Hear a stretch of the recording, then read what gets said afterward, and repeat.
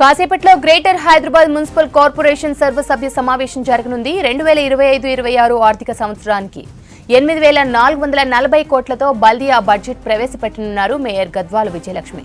ఉదయం బడ్జెట్, మధ్యాహ్నం ప్రజా సమస్యలపై చర్చించనున్నారు కార్పొరేటర్లు. ప్రజా సమస్యలు, ప్రోటోకాల్ ఇష్యూ, పార్టీ ఫిరాయింపులపై ప్రతిపక్షాలు డిమాండ్ చేసేందుకు రెడీ అయ్యాయి. బీఆర్ఎస్ లో గెలిచిన మేయర్, డిప్యూటీ మేయర్ కాంగ్రెస్ పార్టీలో చేరి పదవిలో కొనసాగుతున్న అంశాన్ని లేవనెత్తనున్నారు బీఆర్ఎస్ కార్పొరేటర్లు. ఇప్పటికే అన్ని పార్టీల కార్పొరేటర్లు ఎక్స్ అఫీషియో సభ్యులు బల్దియా ఆఫీస్ కు చేరుకుంటున్నారు. హైదరాబాద్ మినిస్టర్స్ క్వార్టర్స్ లో మీటింగ్ తర్వాత నేరుగా బల్దియా హెడ్ ఆఫీస్ కు వచ్చారు కాంగ్రెస్ కార్పొరేటర్లు. జీహెచ్ఎంసీ యాక్ట్ బుక్ తో బల్దియాకు చేరుకున్నారు కాంగ్రెస్ కార్పొరేటర్లు. బల్దియా యాక్ట్ గురించి బీఆర్ఎస్ కార్పొరేటర్లు తెలుసుకోవాలంటూ నినాదాలు చేస్తున్నారు. చట్టం తెలవకుండా అవిశ్వాస తీర్మానం అంటూ బీఆర్ఎస్ పిచ్చి పిచ్చిగా మాట్లాడుతుందని ఆగ్రహం వ్యక్తం చేస్తోంది కాంగ్రెస్. ఇప్పటికే ఎంపీ లక్ష్మణ్ అధ్యక్షతన జరిగిన బీజేపీ కార్పొరేటర్ల మీటింగ్ నిర్వహించారు. మరోవైపు కౌన్సిల్ మీటింగ్ మధ్యలో ముగించకుండా 2 సెషన్లు ప్రజా సమస్యలపై చర్చించాలంటోంది ఎంఐఎం. జీహెచ్ఎంసీ కౌన్సిల్ మీటింగ్ పై మరిన్ని డీటెయిల్స్ సదానందం అందిస్తారు. సదా, బల్దియా మీటింగ్స్ పై అప్డేట్స్ ఏంటి? మరి కాసేపట్లో అంటే ఎగ్జాక్ట్లీ 10:30కి జీహెచ్ఎంసీ మేయర్ గద్వాల విజయలక్ష్మి ఆధ్వర్యంలో ఈ కౌన్సిల్ మీటింగ్ జరగనుంది. ఈసారి 2025-26కు సంబంధించిన బడ్జెట్ 8,440 కోట్లను ఈ బడ్జెట్లో ప్రవేశపెట్టనున్నారు. సో అనంతరం ప్రజా సమస్యలపైన చర్చించనున్నారు. సో మార్నింగ్ సెషన్కు సంబంధించి వీళ్ళు ముఖ్యంగా బడ్జెట్ ప్రవేశపెడితే ఆఫ్టర్నూన్ సెషన్ వచ్చేసి ప్రజా సమస్యల మీద చర్చించనున్నారు. సో బడ్జెట్ ఎలా సాగనుంది, ఎందుకంటే బీఆర్ఎస్ కానీ బీజేపీ కానీ తమ సమస్యలను తీసుకొస్తున్నారు. దీన్ని కాంగ్రెస్ వాళ్ళు ఎట్లా ఎదుర్కొంటారు? మనతో మాట్లాడడానికి కాంగ్రెస్ కార్పొరేటర్లు ఉన్నారు. చెప్పండి అన్న, సో ఇటు బీఆర్ఎస్ వాళ్ళు కానీ బీజేపీ వాళ్ళు కానీ మాకు నిధులు రావట్లేదు అంటున్నారు. సో వాళ్ళు ఇప్పటికే ఆల్రెడీ గొడవ కూడా చేస్తున్నారు. సో దీన్ని మీరు ఎట్లా ఫేస్ చేయబోతున్నారు? ఈరోజు ముఖ్యంగా మీరు చూసినట్లయితే ఈరోజు బడ్జెట్ ప్రవేశపెట్టే బడ్జెట్ సమావేశం. ఈ సమావేశంలో ప్రభుత్వం కేటాయించే నిధుల గురించి, అదేవిధంగా గ్రేటర్ హైదరాబాద్లో ఉన్న సమస్యల గురించి చర్చించాలి. కానీ బీఆర్ఎస్ కావచ్చు, బీజేపీ కావచ్చు, ఈ ప్రభుత్వాన్ని తప్పుదారి పట్టించే విధంగా, ఈ యొక్క సభను తప్పుదారి పట్టించే విధంగా, తప్పుదోవ పట్టించే విధంగా ఈరోజు బడ్జెట్ పైన, సమస్యలపైన చర్చ జరగకుండా ఒక అవిశ్వాసం అని తీసుకొచ్చి, అవిశ్వాసం అని చెప్పేసి దానిపైన ఎక్కువ లేవనెత్తడం జరుగుతుంది. కాబట్టి దీన్ని ఖచ్చితంగా అడ్డుకుంటాం. ఈరోజు బడ్జెట్ ప్రవేశపెడతాం. డెఫినెట్గా ఈరోజు కాకుంటే ఇంకా 2-3 రోజుల్లో కూడా అవకాశం ఇస్తానని గౌరవ మేయర్ గారు చెప్పడం జరుగుతుంది. కాబట్టి మేమేమి కోరుతున్నామంటే ఈ యొక్క సమావేశాలలో ఇది ఒక గ్రేటర్ హైదరాబాద్లో ఉన్నటువంటి సమస్యలు కావచ్చు, ప్రజల యొక్క సమస్యలు కావచ్చు, అదేవిధంగా ప్రభుత్వం కేటాయించిన నిధుల గురించి చర్చ జరగాలని మేము కోరుకుంటున్నాం. కానీ వారికి అంకెల బలం లేకున్నా, సంఖ్యాబలం లేకున్నా దీన్ని పక్కదారి పట్టిస్తూ అవిశ్వాసం అని చెప్పి వాళ్ళు కోరడం జరుగుతుంది. డెఫినెట్గా ఈరోజు గౌరవ మేయర్ గారి ఆధ్వర్యంలో ఈ యొక్క బడ్జెట్ను ఆమోదించుకొని ప్రజల సమస్యలపైన చర్చ జరిగే విధంగా. సో వాళ్ళు ఏమంటున్నారంటే మాకు సరిగా నిధులు రావట్లేదు, కాంగ్రెస్ గవర్నమెంట్ వచ్చిన దగ్గర నుంచి సమస్యలు పెరిగిపోయాయని వాళ్ళు చెప్తున్నారు. సో ఇప్పటి వరకు మీ దగ్గర నుంచి ఏమేమి నిధులు వచ్చాయి గవర్నమెంట్ నుంచి బల్దియాకి, అంటే కాంగ్రెస్ గవర్నమెంట్ వచ్చిన తర్వాత? ఇది పచ్చి అబద్ధం. కాంగ్రెస్ గవర్నమెంట్ గౌరవ ముఖ్యమంత్రి వర్యులు రేవంత్ రెడ్డి గారి ఆధ్వర్యంలో గతంలో చూసినట్లయితే మీరు ఈరోజు బడ్జెట్ ప్రవేశపెట్టే బడ్జెట్లో కూడా ఇది ఒక రికార్డుగా చెప్పవచ్చు. 8,440 కోట్లతో ఈరోజు గౌరవ ముఖ్యమంత్రి వర్యులు రేవంత్ రెడ్డి గారి ఆధ్వర్యంలో బల్దియాలో మొదటిసారి బడ్జెట్ ప్రవేశపెట్టబోతున్నాం. ఇది గతంలో ప్రవేశపెట్టిన బడ్జెట్లన్నింటిలోకెల్లా నెంబర్ 1 బడ్జెట్ ఈరోజు ప్రవేశపెడుతున్నాం. అదేవిధంగా హెచ్సిటీ ప్రాజెక్టు కింద 7,400 కోట్లు కేటాయించడం జరిగింది. అంతేకాదు గతంలో చూసినట్లయితే స్టాంప్ అండ్ రెవెన్యూ డ్యూటీ కింద మనకు ఏదైతే శాంక్షన్ అవుతుందో ఆ అమౌంట్ గతంలో 30 కోట్లు మాత్రమే శాంక్షన్ అయితే ఈ ఒక సంవత్సరంలోనే 3,030 కోట్లు శాంక్షన్ చేయించడం జరిగింది.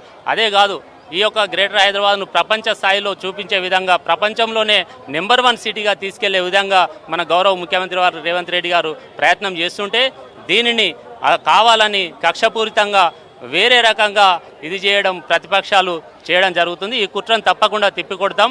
ఈరోజు ఏదైతే చర్చ జరగాలో ఆ చర్చ జరిపి తీరుతాం.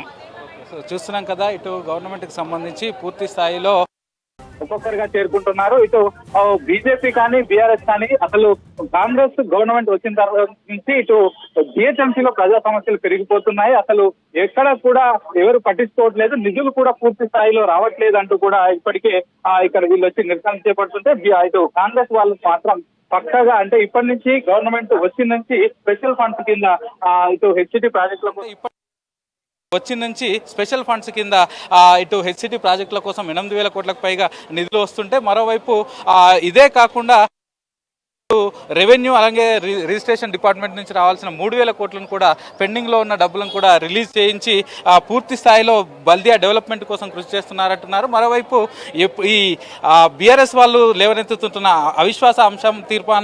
అవిశ్వాస తీర్మానం అంశం పైన కూడా మాట్లాడుతున్నారు. ఎందుకంటే ఇది జిహెచ్ఎంసీ చట్టం ముందు తెలుసుకోవాలి. ఎందుకంటే జిహెచ్ఎంసీ చట్టం ప్రకారం 4 సంవత్సరాలు పూర్తయిన తర్వాతనే ఇటు పూర్తిగా వీళ్ళు జిహెచ్ఎంసీ అవిశ్వాస తీర్మానానికి పెట్టుకోవడానికి ఛాన్స్ ఉంటుంది. కానీ వాళ్ళు ముందస్తుగానే పెట్టడానికి ఎట్లాంటి ఛాన్స్ లేదు. ఇప్పుడు ఆ అంశం తీసుకొచ్చి సభను డిస్టర్బ్ చేస్తామంటే ఊరుకోమంటూ కూడా ఇటు కాంగ్రెస్ సంబంధించిన కార్పొరేటర్లు చెప్తున్నారు. అలాగే కార్పొరేటర్లతో పాటు నగరానికి సంబంధించిన ఎక్స్ అఫీషియో మెంబర్స్ అంటే నగరంలో ఉన్నటువంటి ఎమ్మెల్యేలు, ఎమ్మెల్సీలు, ఎంపీలు వీళ్ళంతా కూడా ఇప్పటికే ఇక్కడికి ఒక్కొక్కరుగా ఇక్కడికి చేరుకుంటున్నారు. సో మొత్తం వాళ్ళంతా ఇక్కడికి వచ్చి అంటే మరొక కాసేపట్లో 10:30కి ఎగ్జాక్ట్లీగా ఆ మీటింగ్ అయితే స్టార్ట్ కానుంది. సో దీనికి సంబంధించి ఏర్పాట్లు కూడా చేశారు. ఇక మరోవైపు సభలో ఏదైనా గందరగోళం జరిగితే వాళ్ళ సభ్యులను తప్పకుండా బయటికి పంపించేస్తాం. సో మొదటగా ఈ బడ్జెట్ సెషన్ అనేది ఈరోజు కౌన్సిల్ మీటింగ్ 2 సెషన్లుగా సాగుతుంది. మార్నింగ్ అంతా కూడా మొదట బడ్జెట్ ప్రవేశపెడతారు. ఆ తర్వాత ఆ బడ్జెట్ పైన డిస్కషన్ ఉంటుంది ఆఫ్టర్నూన్ వరకు. ఆఫ్టర్ లంచ్ ప్రజా సమస్యలు ఏమేమి ఉన్నాయి అనేది ఇప్పటి వరకు మొత్తం సుమారు ఒక 121 క్వశ్చన్స్ కార్పొరేటర్స్ వీళ్ళకి ఇస్తే, అఫీషియల్కి ఇస్తే దానిలో 19 క్వశ్చన్స్ ఫైనలైజ్ చేశారు. సో ఈ 19 క్వశ్చన్స్ అంటే ఇందిరమ్మ ఇల్లు కావచ్చు, నగరంలో కుక్కల బెడద, దోమల బెడద కానీ ఇట్లాంటి అంశాలు మొత్తం 19 క్వశ్చన్స్ ఉన్నాయి. వీటన్నిటిని కూడా ఫైనలైజ్ చేశారు. సో వీటన్నిటిపైన ఆఫ్టర్నూన్ సెషన్ నుంచి డిబేట్ జరిగే అవకాశాలు ఉన్నాయి. సో దీనికి అన్ని పార్టీల ఆల్రెడీ మీటింగ్స్ కూడా పెట్టుకున్నారు. సో కాసేపటి క్రితం అంటే ఈరోజు మార్నింగ్ 8 o'clock నుంచి 9 o'clock వరకు మినిస్టర్స్ క్వార్టర్స్లో ఇటు పొన్నం ఆధ్వర్యంలో నగరంలోని ఎమ్మెల్యేలు, ఎంపీలు అలాగే కార్పొరేటర్లకు దిశానిర్దేశం చేశారు. కౌన్సిల్ మీటింగ్లో ఎలా మాట్లాడాలి ఏంటి అనే అంశాలపైన కూడా వాళ్ళకు దిశానిర్దేశం చేశారు. ముఖ్యంగా బీఆర్ఎస్ అలాగే బీజేపీ వాళ్ళని ఎలా ఎదుర్కోవాలనే అంశాలపైన కూడా వాళ్ళకు దిశానిర్దేశం చేశారు. సో అలాగే ఇటు బీజేపీ వాళ్ళు కూడా వచ్చేసి మా డివిజన్లలో నిధులు రావట్లేదు అనే అంశాలపైన కూడా వాళ్ళు చెప్తున్నారు. కాబట్టి ఇప్పటి వరకు ఏవే నిధులు వాళ్ళకి కేటాయించారు ఏంటి అనే అంశాలను కూడా ఎక్స్ప్లెయిన్ చేయాలని చెప్పారు. అలాగే ఇది ఎలక్షన్ ఇయర్ ఆల్మోస్ట్, ఎందుకంటే ఈ ఇయర్ ఎండ్లో తిరిగి మళ్ళీ బల్దియా ఎలక్షన్స్ రానున్నాయి. సో ఈ ఇయర్ లాంగ్ ఏమేమి చేస్తున్నారు, సో ఏ ప్లాన్స్ ఉన్నాయనే అంశాలను కూడా వాళ్ళు చెప్పున్నారు. సో మనతో కాంగ్రెస్ కార్పొరేటర్ ఉన్నారు. చెప్పండి మేడం, సో ఈ సభలో మీరు ఏ అంశాలను మీరు డిస్కస్ చేయబోతున్నారు? ఎందుకంటే బీఆర్ఎస్ వాళ్ళేమో అవిశ్వాస తీర్మానం అంశం తీసుకొస్తామంటున్నారు, బీజేపీ వాళ్ళేమో మాకు అసలు ఫండ్సే రావట్లేదు అంటున్నారు. సో ఎట్లా మీరు ఫేస్ చేయబోతున్నారు? ముందుగా ఏంటంటే గత ప్రభుత్వంలో ఎప్పుడు కూడా గత ప్రభుత్వం ఏంటంటే 7,000 కోట్ల రూపాయలు అప్పులు చేసిందా, జీతాలు చెల్లించలేని కాంట్రాక్టర్లు పనులు చేయక కాంట్రాక్టర్లు బిల్లులు కట్టక ఆడ గేట్ల కాడ ధర్నాలు చేసే పరిస్థితి ఎవరు తీసుకొచ్చిర్రు? అది బీఆర్ఎస్ హయాంలోనే అయింది. మరి ముందు గతంలో 2014కు ముందు మన జీహెచ్ఎంసీకి ఒక ఫిక్స్డ్ డిపాజిట్లు ఉంటుండే, మన జీహెచ్ఎంసీ గల్లపెట్ట నిండుగుంటుండే. మరి అప్పుడు ప్రతి ఏడాది 400 కోట్ల పైగా నిధులు విడుదల చేస్తుండే. వీళ్ళేమో మొత్తం అప్పుల పాలు చేసేసిర్రు.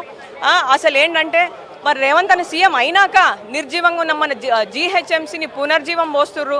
మరి రేవంత్ అన్న సీఎం అధికారంగా తీసుకోగానే కాంగ్రెస్ ప్రభుత్వం అధికారంలోకి రాగానే 1000 కోట్ల నిధులను జీహెచ్ఎంసీ కేటాయించారు. ఇంకా మన రాష్ట్ర బడ్జెట్ ప్రవేశపెట్టంగానే మరి 10,000 అంటే అన్నికి అభివృద్ధి కోసం జీహెచ్ఎంసీకి 10,000 కోట్ల రూపాయలు కూడా నిధులు కేటాయించారు.